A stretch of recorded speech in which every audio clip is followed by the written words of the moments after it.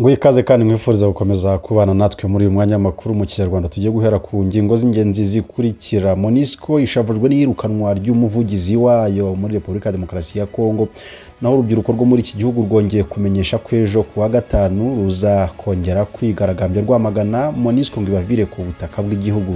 Mathias Gilman, umuvugizi wa MONUSCO, yirukanwe shishi itabona, naho M23 yo igerereje Rumarangabo. N'amakuru arambuye tugiye kugezaho mu kanya katarambiranye. Komeza ubane natwe.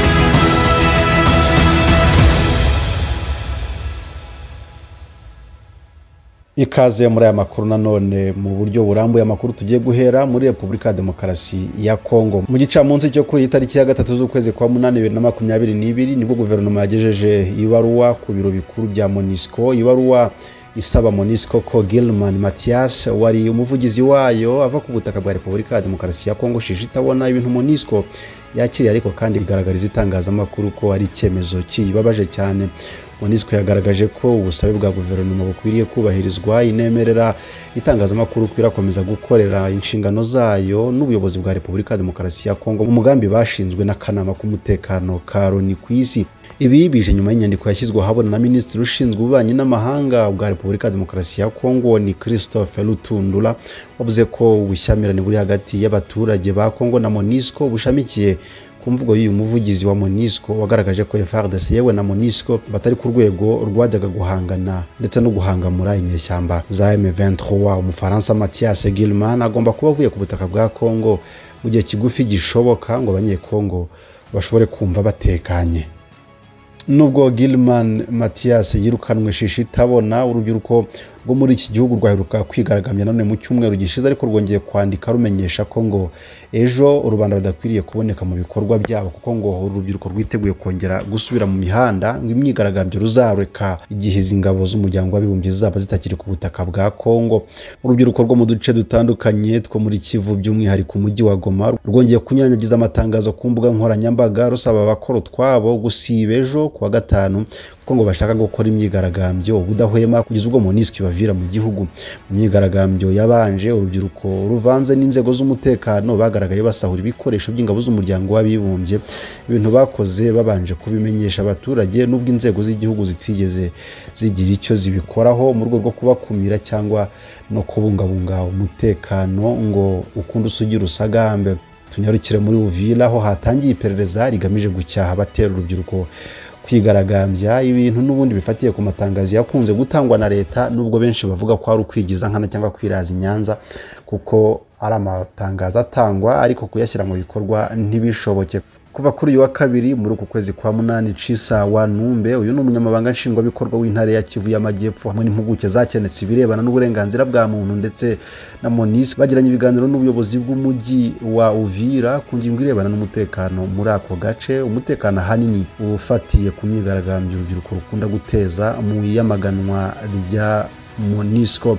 Ubuyobozi bw'umujyi wa Uvira bwanzuye ko ibikorwa bihuza abantu ndetse n'ubucuruzi byongera gukora nyuma yaho imyigaragambyo yari yahutaje byinshi, kandi bumvikanye ko uru rubyiruko ruharira inzego z'ubuyobozi umwanya zikikurikiranira ibibazo na MONUSCO aho kwirara mu mihanda no mu bikorwa bishobora gutuma benshi bahaburira ubuzima. Mu myigaragambyo yakozwe n'urubyiruko mu cyumweru gishize, abasaga 35 mu rubyiruko rw'abanyekongo bahaburiye ubuzima, naho babiri muri izi ngabo z'umuryango w'abibumbye nabo bicwa n'ibikorwa by'uru rubyiruko. Tukiri mu burasirazuba bwa Repubulika ya Demokarasi ya Kongo, mu mirasano iherutse gukozanyaho hagati y'ingabo za leta Mai Mai Kabido ndetse na FDLR ku bitero bagabye ku nyeshyamba za M23 zimaze amezi abiri asaga zigaruriye Bunagana n'ahazengurutse, hari impunzi zahunze ziva mu duce twazo ubu zikambitse hafi y'umujyi wa Goma muri teritware ya Nyiragongo.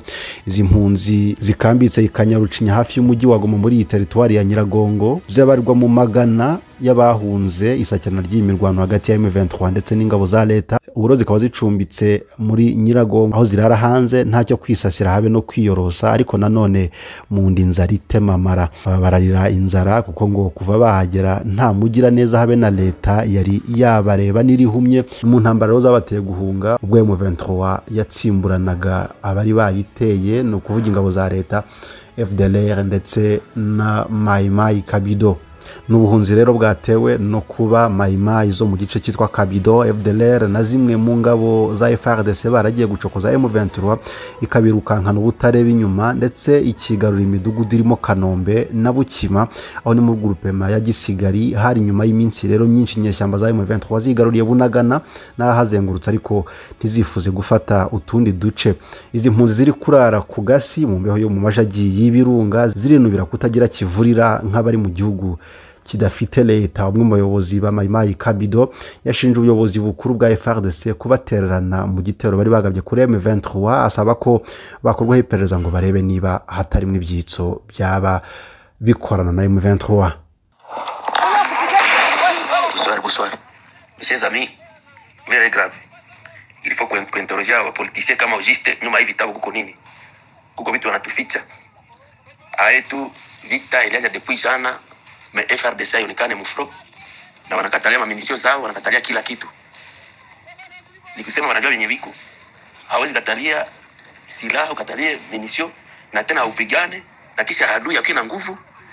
Na adui mmoja yote alikuwa kule nyuma, anazogea mbele wiko nyuma wapigane kule kwenye M23 iko. Hiyo kati kunaongea M23 unazogea ndio kabaya.